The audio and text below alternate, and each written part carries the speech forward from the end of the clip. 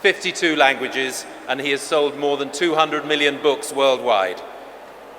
Dan Brown will talk to you tonight, and then you will have the opportunity to put your questions to him. Those familiar with his books know they keenly encourage debate and discussion, and I hope we'll have that tonight. So without further ado, let's hear from the man himself. Please give a very warm welcome to Dan Brown.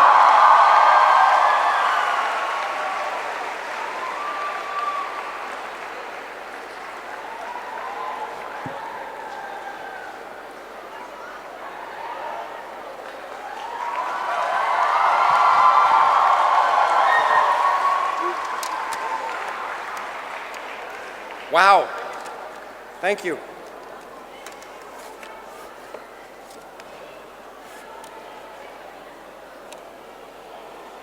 Good evening, Sharjah.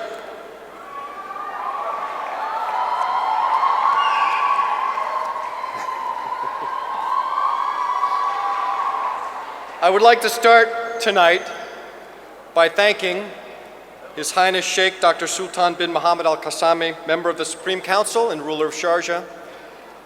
Sir, I have to tell you, I've been deeply moved by your kindness, your generosity, and your determination to make real all that you can imagine. So thank you for that.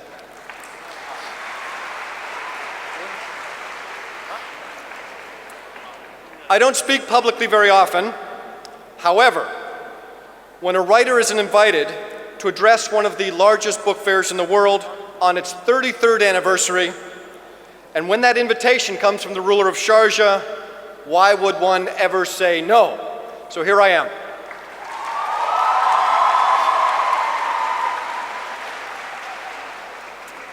I've been here in the Emirates only 3 days, but even in that short time, I found myself genuinely inspired, deeply inspired, by your extraordinary commitment to education, to culture, and to the written word. The hospitality I've received here has been unparalleled. So many people have contributed to making this a wonderful, memorable experience. And I'd like to say a special thank you to 3 of them right now, 3 new friends in particular. Sheikh Badur Al Qassimi, who has been most gracious hostess, welcoming me to her home with her wonderful family. Ahmed Al Amari, for coordinating my appearance here and for his hospitality and working so hard to make this such a magnificent book fair. And Abdul Aziz Al Musalam, who has a very, very difficult job. Every day this week, he has had to babysit me. So he's done it with a good sense of humor, so thank you. But my plan here tonight is to talk briefly, maybe 30 minutes or so, and then have more of a dialogue, open it up to your questions, which is always a little bit more fun. This book fair is a celebration of the written word, and so I thought I should mention before we get started here that both of my parents are writers. They are published authors. So writing has always been very, very important in my family. When I was 5 years old, my mom helped me write and publish my first book. I dictated, she transcribed, we published a print run of 1 copy. It had a cardboard cover and a 2-hole punch binding, and I still have it. And I have carried it across an ocean to show you.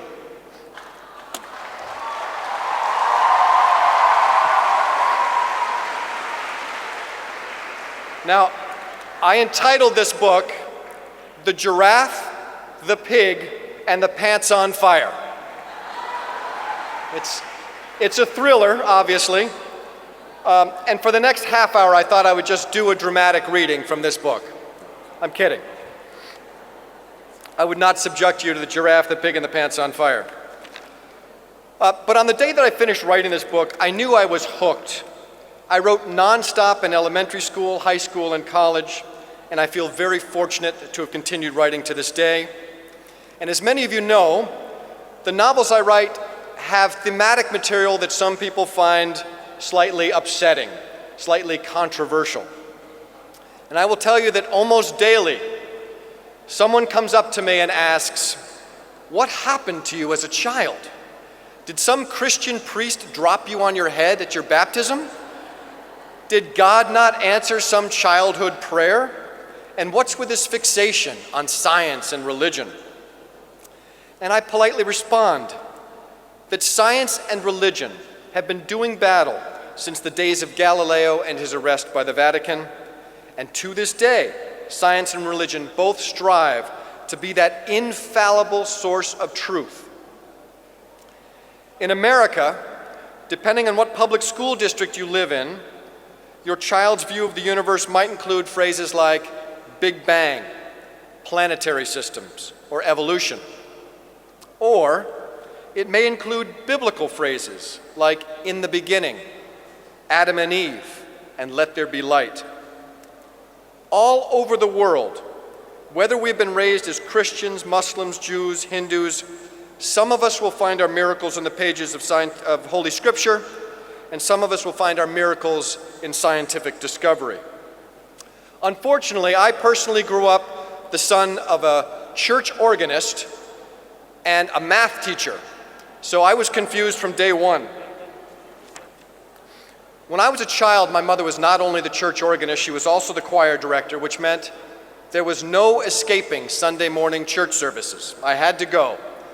Now, I didn't mind. I liked the music, I liked the people, but as a kid, all those hours in the house of God had a powerful effect on me.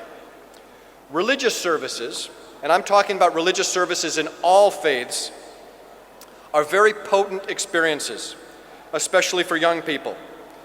And as a Christian child, I would go to the church and experience a thundering pipe organ, the smell of incense, the tolling of huge bells, the magic of candlelight vigils, not to mention, in my case, watching my own mother conducting a huge congregation as they sang out the words, "A mighty fortress is our God," or "O come all ye faithful." Now, this reassuring and joyful world was my reality as a child. It never dawned on me to question anything in Christianity, not the virgin birth, Noah's Ark, the Ten Commandments, the resurrection. It was all fact. It had to be fact because all of the adults at church told me it was fact, including my own parents. I should add here that my mother was not at all shy about her Christianity. When I was a boy, her automobile was a bright red Volvo station wagon that had a very special license plate. And I know you love license plates here, and so I have carried my mother's license plate also across the ocean to show it to you, and I have it here now. Here it is. Now, as you may know, Kyrie is the Greek word for Lord. And this was my mother's way of saying, I'm a Christian, I believe in God. And she had it right on her car. So let me assure you, if you have a mother who is a church organist, a church choir director, and has a Kyrie license plate, there was no vacation from religion. In the summers, when my siblings and I were not attending a church camp, the Brown family lived on a quiet lake in a little summer cottage. And my mom had this great idea. She said that rather than going to the local church up there in the mountains, we would have our own little family services out on the lake. And we would use as God's house the beautiful natural setting around us. So on Sunday morning, my parents, my sister, my baby brother, and I would get in a pair of canoes, and we would paddle out to a deserted spot on the lake. We would tie the boats together, and we would float as a family. We would read scriptures, we would sing hymns, and we would give thanks to God for all the blessings bestowed upon us. Now, this was a pretty nice idea, admittedly. The problem was I was 10 years old, and these floating services were excruciatingly boring. So, early one Sunday morning, I was lying in bed, dreading going out on this church service with my parents on the lake. And so I prayed to God. And I asked God how to make these floating church services less boring. And God spoke to me. He said, "Bring a fishing rod." Now, this seemed perfectly logical to me. My mother, however, felt it was disrespectful to fish during church. So I cleverly argued that if God didn't want me to fish, he would not have made fish so delicious. I lost that battle. My mom ended the argument by telling me there was no fishing on Sunday because Sunday was a day of rest. And I later got the last word by invoking the day of rest rule, and I boycotted paddling all the way home. So there's a snapshot of my mother growing up with a very religious woman. Now, concurrent with my mother's religious influence, I had my dad, who was equally attentive and enthusiastic about his beliefs, which were much more scientific in nature.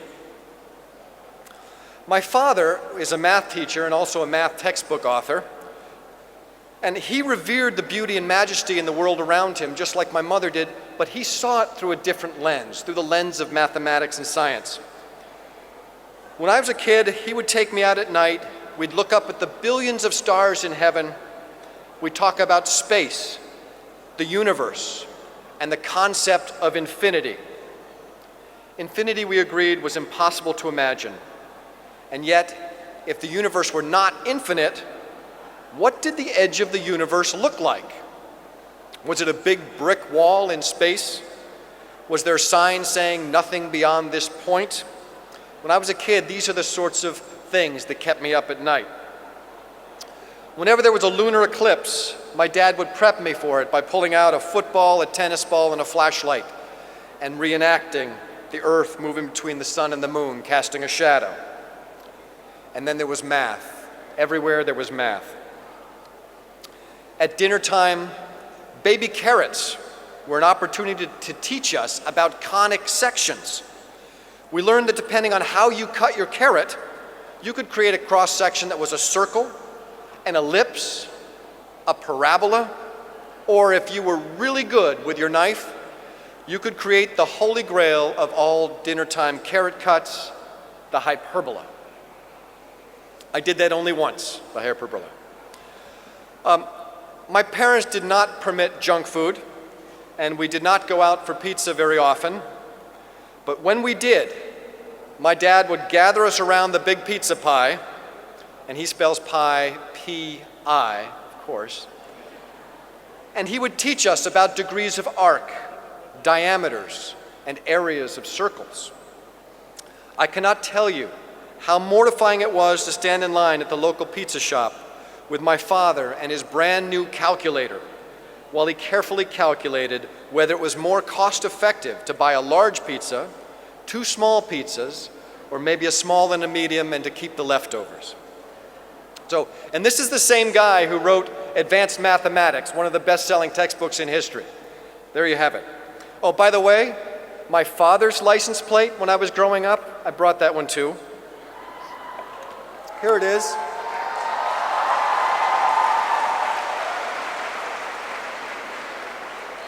Metric. My dad was a very big proponent of the metric system and the logic behind the metric system. And every time he had to deal with inches, ounces, and miles and their awkward units of 12, 16, 5,280, he would get angry and he would shout, "The rest of the civilized world uses units based on 10. What is wrong with America?" So, I know that's a very difficult question to answer. In fact, I believe the Emirates were supposed to switch to metric in 2011. Did that happen? Are you metric? Yes? Oh, somebody's saying no, somebody's saying yes. Well, sounds like some of you have converted. So our system still has the system measurement based on some old guy's foot, which doesn't make a whole lot of sense. And we're now, I was going to say that I'm only 5 inches, or 5 foot 10 inches tall, and the main reason I want to switch to metric is I would be 178 centimeters tall, which sounds much, much taller. So anyway, when I was a kid, there were these 2 license plates in my life. In the garage, there was my mother's red Volvo station wagon with the license plate Kyrie, talking about her religion. and that was parked right beside a white minivan with the license plate metric. The age-old battle between science and religion squaring off right there next to my little blue bicycle. And despite this metric-Kyrie conflict and my slightly paradoxical upbringing, I was quite happy in these two worlds of science and religion. But once I matured to the all-knowing age of 13, I started to realize that these two different worldviews posed all kinds of contradictions. Holy Scripture said that God created the universe in 7 days, but in school I just learned about the Big Bang. Scripture said that God made Adam and Eve and all the animals, but I'd gone to the Museum of Science and learned about evolution. And so I asked my Christian priest, how should I reconcile these inconsistencies? Essentially, I asked him, which story is true? And this priest replied, nice boys don't ask that question. So I was pretty annoyed at this point, confused, uncertain which way to turn. The way I saw it, science offered exciting proofs of its claims, photos, equations, visible evidence. Religion was more demanding. Religion, and I'm talking about all religion, requires that you accept so much on faith. And faith, I found, was a difficult proposition for a child, especially in an imperfect world. So in high school and university, I gravitated toward the solid foundations of science. I studied primarily math and physics, but over the years, as my studies in science continued, I discovered that the further you progress into science, the mushier and softer the ground starts to get. And I'm sure those of you who have studied science have noticed this phenomenon. When science starts tackling the tough questions, it starts using phrases like uncertainty principle, margin for error, theory of relativity. Slowly, physics turns into metaphysics, numbers become imaginary numbers, and even matter itself comes into question. It's interesting to note that physicists now believe that everything around us is really nothing but trapped energy. This podium, for example, is nothing but energy manifesting itself in the form of a podium. Each one of us in this room is nothing but pure energy manifesting itself in the shape of a human being. And I'll add that it's physicists are also sheepishly admitting that it might not be merely coincidence that the vast majority of religious texts, including the Bible and Quran, describe God as energy and describe God as being all around us. We live in a very exciting era right now. For the first time in history, the line between science and religion is starting to blur.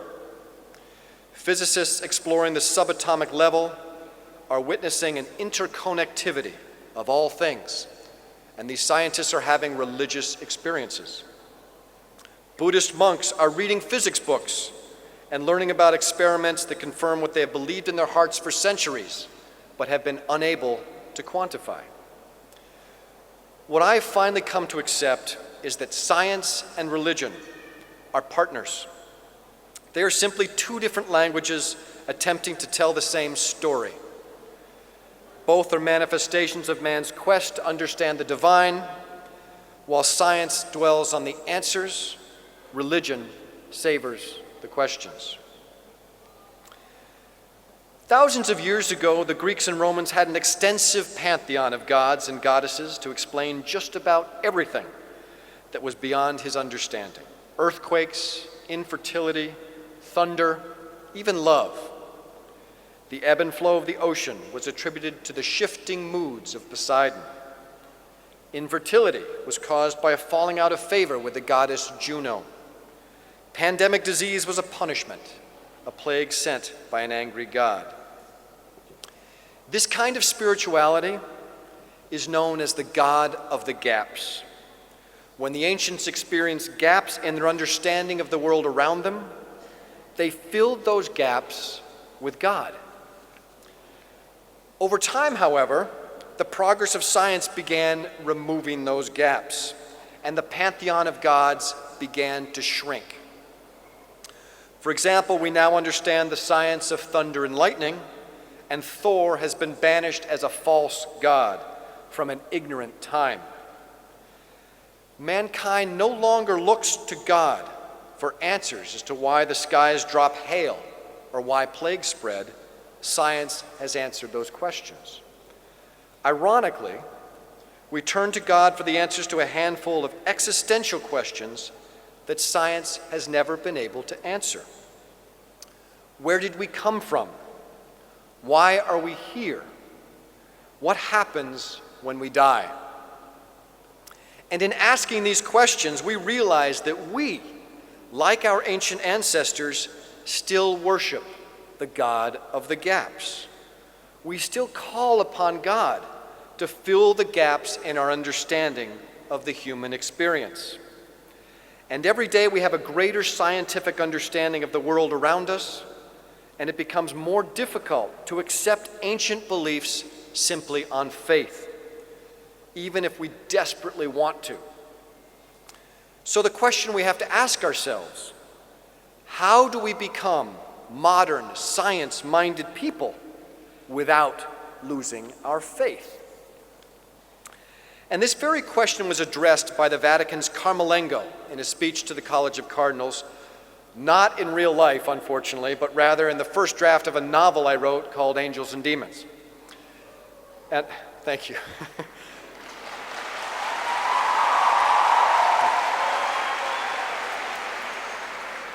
And in that novel, the Carmelengo stands before the Last Judgment in the Sistine Chapel, and he speaks out on this age-old battle between science and religion.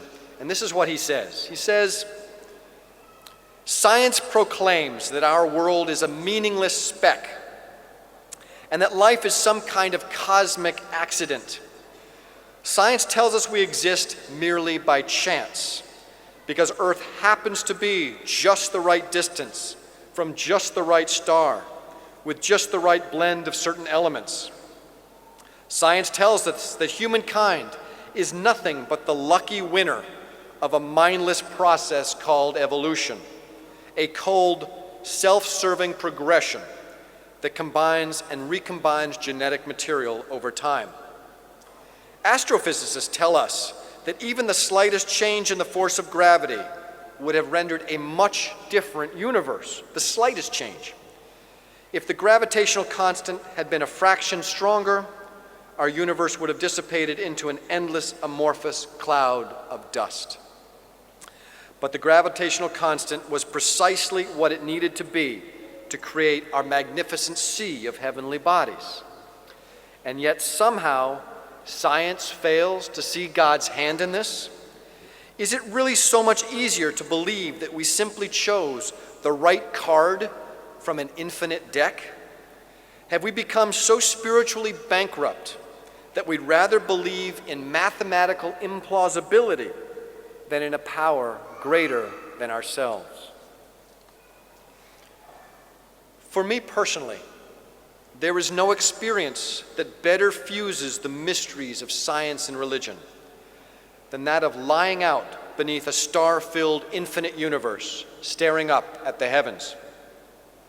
Regardless of our particular religious beliefs, or even lack thereof, every one of us in this room has had one of those private moments where we stare up at the star-filled heavens, and we know that whatever that is, it's bigger than each of us.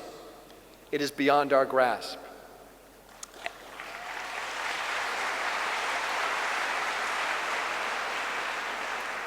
And as each of us lies out there staring at the heavens, knowing that there's something beyond our grasp, in that instant, each one of us senses God, whatever that may be for each of us. And in these mystical moments, our specific culture and faith are irrelevant. Whether we are staring at the stars, or holding a newborn child, or falling in love, or quietly fearing our own mortality, these are universal experiences. So here's the question. If all of us have spiritual experiences that are similar, why are our various religions so different? And the answer is, they are not. The differences arrive when we start using language, when we try to record and share our experiences, when we start reading our metaphors as history, when we attempt to describe a mystical landscape in terms of a concrete architecture. By attempting to rigidly classify ethereal concepts like God, we end up debating vocabulary and semantics, while we entirely miss the obvious, and that is this, that all of our world religions have at their core the same basic human truths.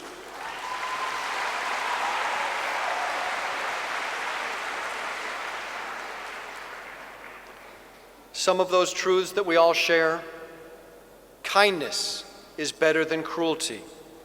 Creation is better than destruction. And love is better than hate.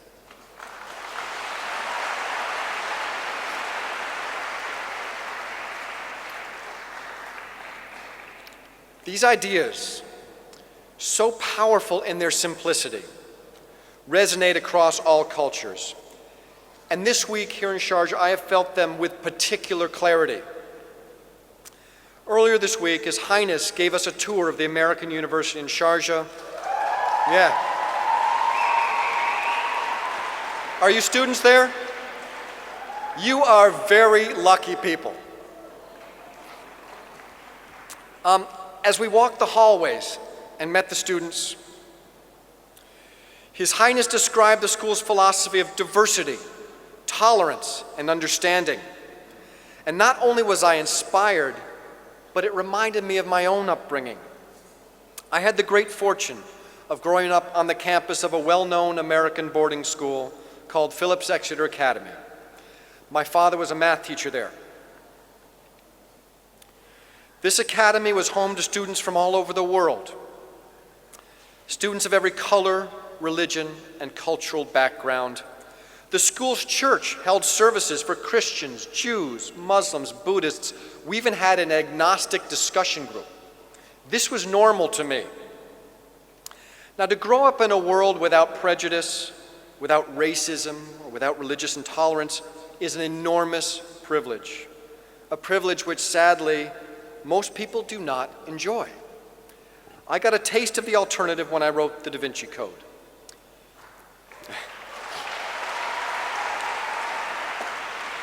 I should tell you, that's not always the response I get.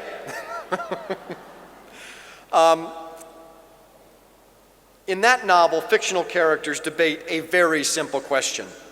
That question is this: what would it mean for Christianity if Jesus Christ were not literally the Son of God?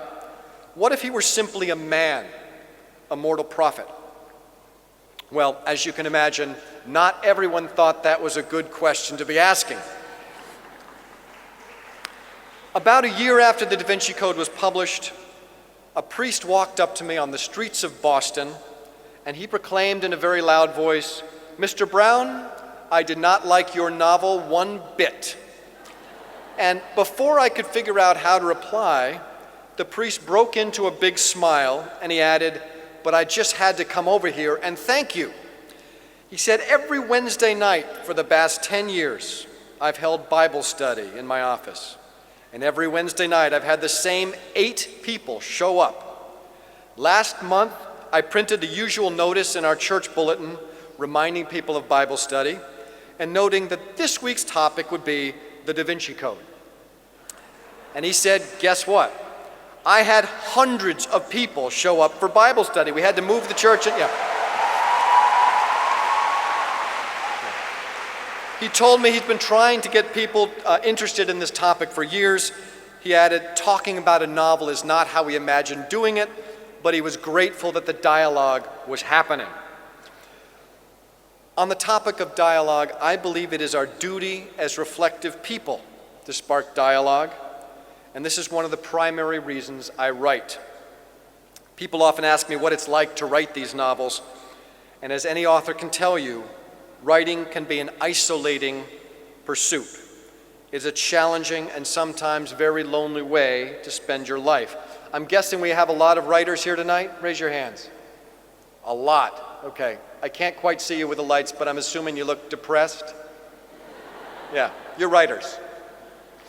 On the process of writing, George Orwell said, "Writing a book is an exhausting struggle, like a long bout of a painful illness." That's George Orwell.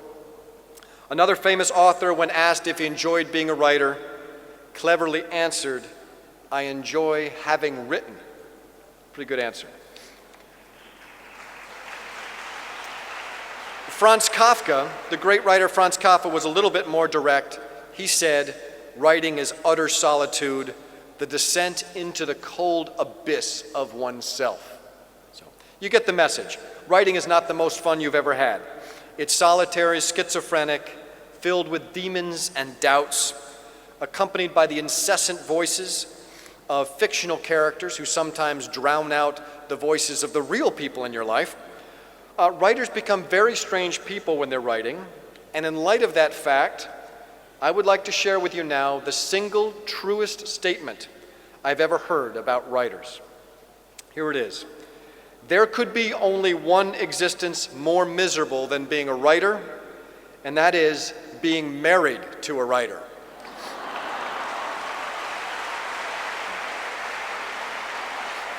So that's for all the people who are sitting next to the writers. We know it's hard. Thank you. My wife, Blythe, she could not be here tonight, but she tolerates me with enormous grace. In addition to being my #1 researcher and first-pass editor, she is a perpetually grounding and humbling force in my life. In Blythe's world, the New York Times bestseller list has no relevance to who empties the dishwasher or who takes out the trash.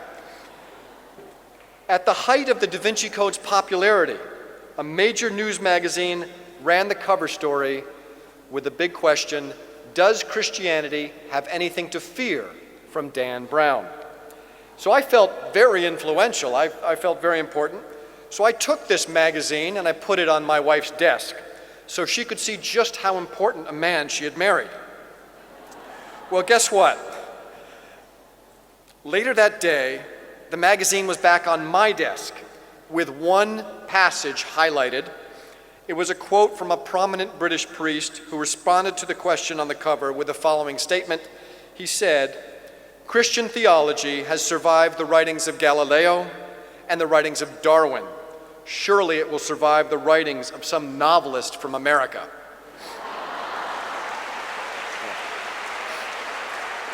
So I threw the magazine in the trash and took out the trash. So I thought I'd talk for a moment about the movie versions of the books. Have a lot of you seen the movies? Yeah, okay, great, yeah.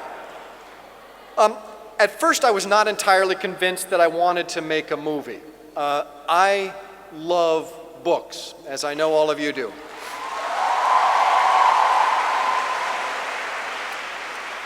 And for me, the magic of a book lies in its ability to be different things to different people. For example, when children first began reading Harry Potter, every single child it's fantastic. When people first begin reading Harry Potter, every single child created in his or her mind a unique mental image of Harry and of those magical locations. However, as soon as the movie came out, every single reader from that moment on now pictured Harry in the exact same way as the actor. The characters that children had once imagined in countless different ways now took a single form. And to borrow an analogy from physics, when a book is turned into a movie, the quantum wave collapses and all possibilities cease to exist except one. And so with respect to the Da Vinci Code, I thought maybe I'd wait until I'd finished all of the Robert Langdon books and then maybe make them into movies. Eventually, I was convinced to make the movie, and I took the plunge. with Ron Howard and Tom Hanks. Yes. I should tell you, Ron Howard and Tom Hanks are two of the smartest, nicest, most humble, hardworking people you could ever hope to meet. And if they were here tonight, they'd love to say hello. So on the first night of filming the Da Vinci Code, we arrived on the Paris movie set, which in this case was a little museum called the Louvre. The novel takes place at night when the museum is closed, and so we filmed at night when the Louvre was closed. We'd arrive at the museum around 9 p.m. at night. We'd begin shooting around midnight, and we had to pack up and be gone by 5 a.m., so it was very hurried. So it was on that first night at 3 o'clock in the morning. I'm wandering the deserted museum in between takes, and I find myself standing all alone in front of the Mona Lisa, that quietly smiling face that had started it all. And as if this in itself were not enough of a life moment, when I looked out at the Grand Gallery, I saw an albino monk go scurrying by. Needless to say, a pretty strange feeling. A few years earlier, I had been writing this scene on a blank piece of paper, and all of a sudden, here I was, standing in it for real. While we were filming in Scotland, we had some visitors to the movie set, including my parents, which, to be honest, made me very, very nervous. I was afraid my mom would go crazy when she met Tom Hanks. And actually, I was really afraid that my dad, the mathematician, would get behind the camera and start suggesting new angles to Ron Howard. So they were fine, they were very well behaved. But while I was on set, my mother commented that she kept hearing things that she never thought she would hear. Things like, move that corpse over 3 feet. Just don't get any blood on the Caravaggio. Something you never thought you'd hear. Another one of my favorites, could someone please get Mary Magdalene a Diet Coke? In Edinburgh, Scotland, Mr. Hanks, I've got good news. Lady Rosalind called and said you can use the bathroom in her castle. Anyway, when we finished filming, Columbia Pictures threw an after party at the Balmoral Hotel in Edinburgh, Scotland, and the men were all informed that we would be wearing formal kilts, which I had never done. So before the party, I'm in a hotel room with Tom Hanks and Ron Howard and a few other people, trying to figure out how to wear a kilt. I was having some trouble, and Tom very kindly came over and helped me out. And at that moment, Ron Howard said, Dan, when you started writing the Da Vinci Code, did you ever imagine that you would be in a hotel room in Scotland with Tom Hanks pinning your skirt? So I sheepishly told him that this exact scenario was my life dream and that writing the Da Vinci Code was the only way I could figure out how to do it.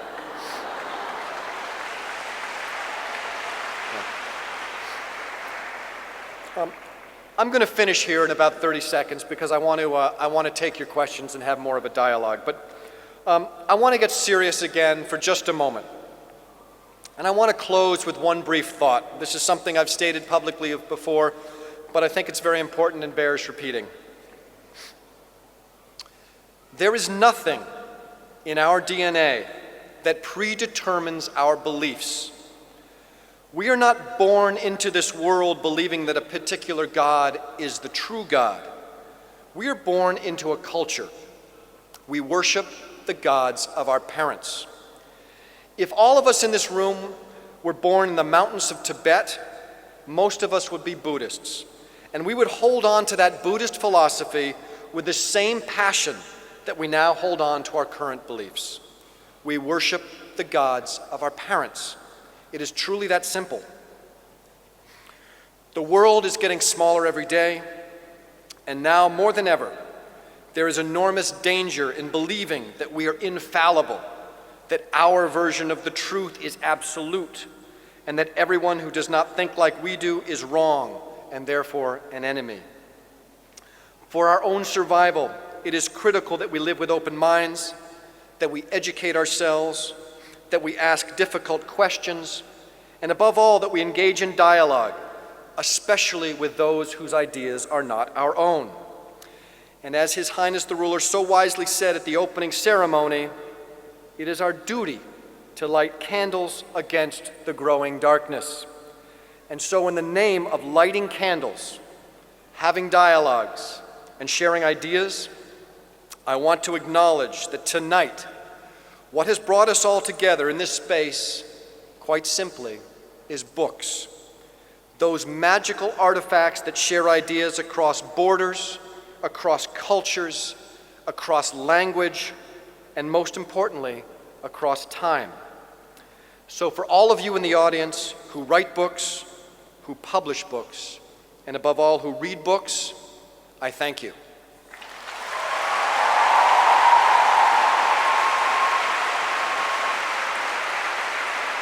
Thank you very much. Shukran.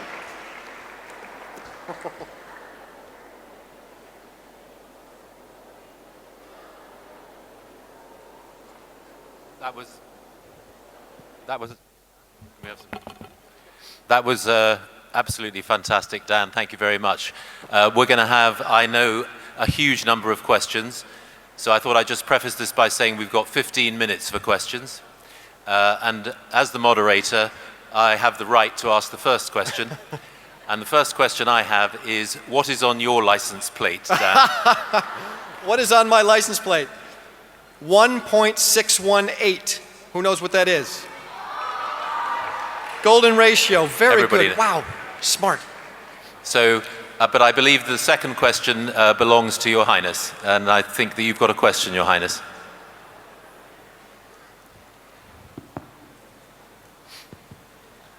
I'm asking Dan if he's ready to accept our invitation anytime to come back and to see how we are developing.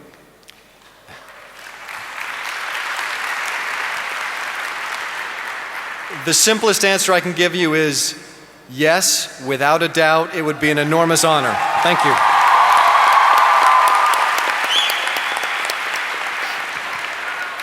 So I'm going to take some questions. So I'm going to, the man in the black shirt there in the middle, just to give a challenge to the person with the microphone. That man there with the very tall hand.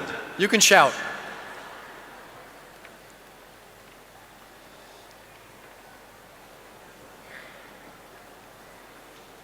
Thank you all for coming tonight. That was very kind of you. Thank you so much for giving this opportunity, and I'm a die-hard fan of you, Dan. You have been recently in India, your maiden visit. Sorry, the first question should be related to the substance of what you write, but I belong to India, a student of religious studies. So I want to ask that once in an interview in UK, you said that you have 12 ideas for Robert Langdon going around the globe, and you have recently made a maiden visit to India.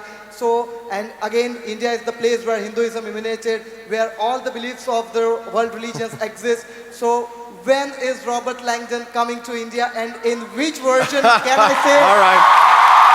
Well, and one more thing. no, just you stop. Just let me answer that one first. I'll forget it. One question. Yeah, Thank you. only first Dan question. will answer it And now. as the first one to question you, I would be rewarded the chance to take a selfie with you at the end of this session. I tell you what, before the evening's over, I'll get a camera and I'll do a selfie of myself with all of you in the background. How's that? Okay. But me especially. Right. But me. Okay. But So me in person, first one. Me in person. Your question about having multiple ideas for Langdon books, I have, every time I write a book, I have ideas for new books as I'm researching, and I know that all of the students and scholars in this room have had this experience. The more you learn, the more you realize you don't know. Learning is a very humbling experience. You realize how big the world is and how much there is to learn. I would say I have far more than 12 ideas. Whether Langdon comes to India or not, you know I keep everything a secret. Who knows, maybe he'll come to Sharjah. You just never know. He could come anywhere. We'll have the lady in the front. Yes. Hi, I need to ask, what was your mom's expression when she read your first book, The Vinci Code? What was my mother's impression? Well, the honest truth is she was very proud because I was brought up in a family where I was told to ask questions. I was constantly asked and encouraged to question everything I didn't understand. And this was at a time in my mother's life when she was struggling with her faith as well. And she was very proud that I would ask the question. She may not agree with me, but we had a dialogue, which is what it's really all about. Okay, the lady over there with the glasses, yes?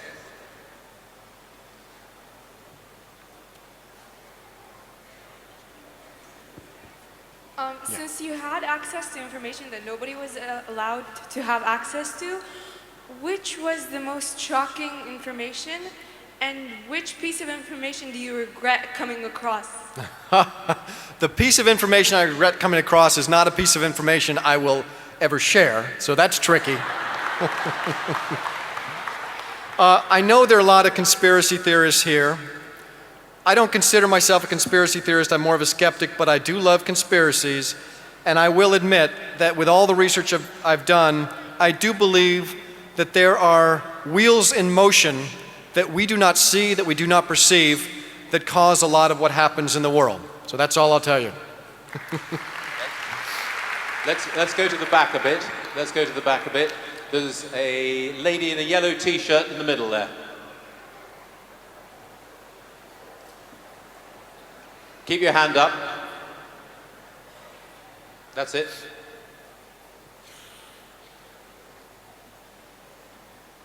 Make your questions as quick as possible. Then we've got time for lots. Sir, my question for you is, will there be more peace and prosperity in the world if religion did not exist? Wow, what an amazingly good question. What is your name? Raj Lakshmi. You know what? The question is, would there be more peace and prosperity in the world if religion did not exist? Let me tell you this. That is an excellent question. I obviously don't know that... She was the one who asked it. Okay, well then it's a great question. She's Akanksha. Here's the thing. There have been scientific studies about religion, and there's a reason that religious cultures succeed. And that is because religion encourages people to work together, to care about each other, to support each other, to be mindful of their own ethics, their own morals. What happens in the world is that non-religious people hijack religion for their own reasons, and they carry banners in the name of religion that have nothing to do with religion. And it happens in every faith. So the answer is, I don't think the world would be a more profitable and peaceful place without religion. I think religion is necessary. I just think we need to know how to use our religion. Okay, another question at the back. There's a man at the back who's got worry written on his t-shirt, so I hope that this question is not too worrisome. Red t-shirt at the back.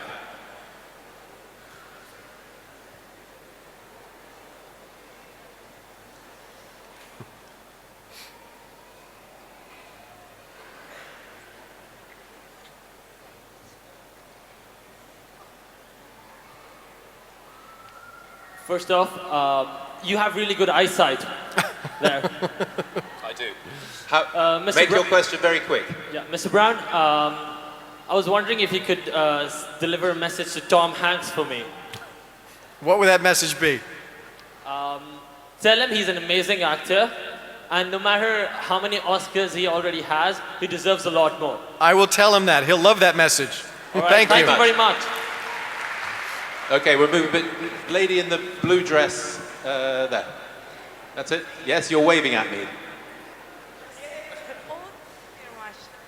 Hello, Mr. Brown. My question is for you. First of all, are you researching before you are writing your book?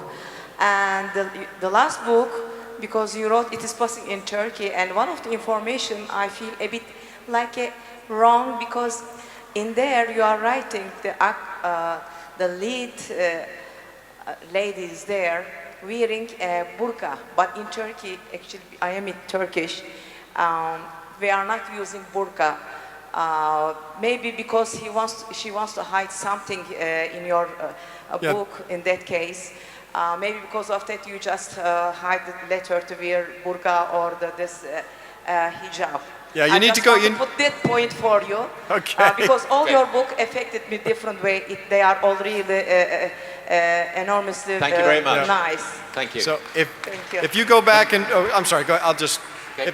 Actually, I mean you're correct that they don't wear the burqa in Turkey. But if you read the section, she's a character who has decided to wear a burqa for another reason. So just go back and read it. Okay, we'll take some questions from the left-hand side. The guy in the, I don't know what color it is, purple shirt? Yes, that's you. No, good evening, Mr. Brown. I'm Aman. I also belong from India. My question would be, heroes like Robert Langdon or David Becker, the multilinguist, and other guys from your series, they're always the non-action, submissive kind of guys, whereas Vittoria Vetra, Susan Fletcher, or Sophie Neveu, they're all dominating and the decision-making girls in your stories. Yes. So, what's the concept behind it? I mean, it does make it a lot appealing, but what goes on through your mind to make the main guys? There are 2 points there. I like heroes who are like most of us, not action heroes. I think it's much more interesting to watch a hero get out of a situation using his mind than using a gun. And I think more of us should do that. As for the female characters, you're right, they're all strong, but if you'd met my wife, you'd know why. Mr. Brown, Okay. in Quick question from the man there, who's all obviously... of your books have been incredibly exciting and good long stories. However, your latest book, which I won't ruin the plot in by asking this question, I think you had a message for humankind. Am I right or am I wrong? I have a very strong message for humankind. I'm always trying to say something through my fiction. I know a lot of writers try to do that. I think it's important, as I said earlier, to spark dialogue, and I was hoping to spark dialogue on that very topic you're referring to, so discreetly. Okay. Thank you. There's a lady over there who's going to suffer because she's got a very heavy book in her hand. The lady over there, yes? Oh, thank you. First of all, would like to thank you for that inspiring speech.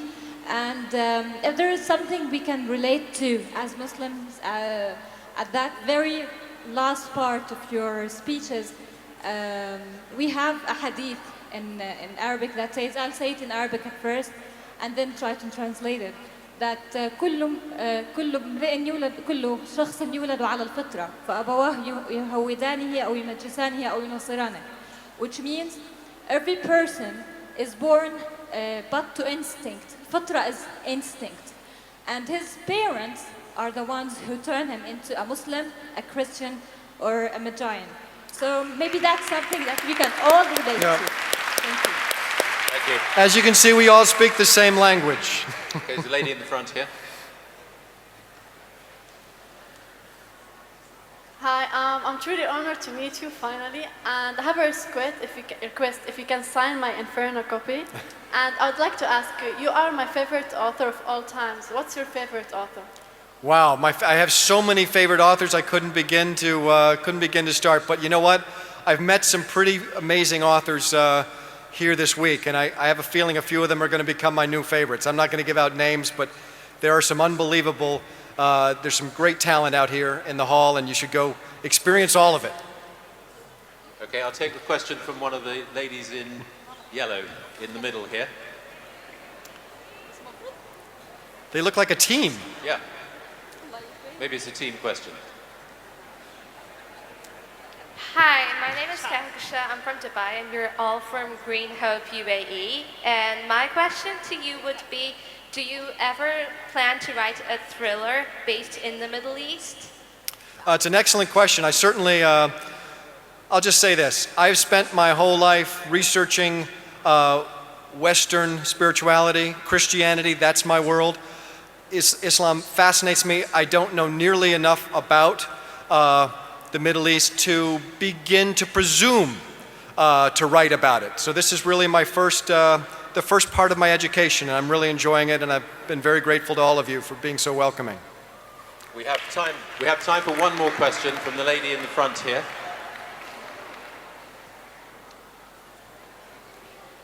First of all, I'd like to thank you for coming. It's an honor to be in your presence. My name is Sabel Al-Maldi. I'm an Arab American, first semester in the University of Sharjah studying mass communications and media. With my major, we take journalism, and all of us are from this major. And we actually Can I have your question? Yeah. Okay. So my question in short is that what is your most important piece of advice for someone who's writing a book on the side in a society that might, for example, put boundaries onto them and what they can and cannot publish?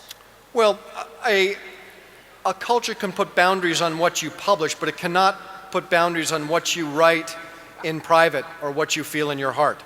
So I would recommend that you write exactly what you feel in your heart without thinking past that phase. And my guess is that if what you write is true to you and you honestly feel it, that it will find an audience in some way. Yeah. Thank you very much. Sorry, ladies and gentlemen, I'm afraid that is all the time we have for questions. I'd like to thank Dan Brown very much for his speech, and I hope that you will applaud him as he leaves the stage.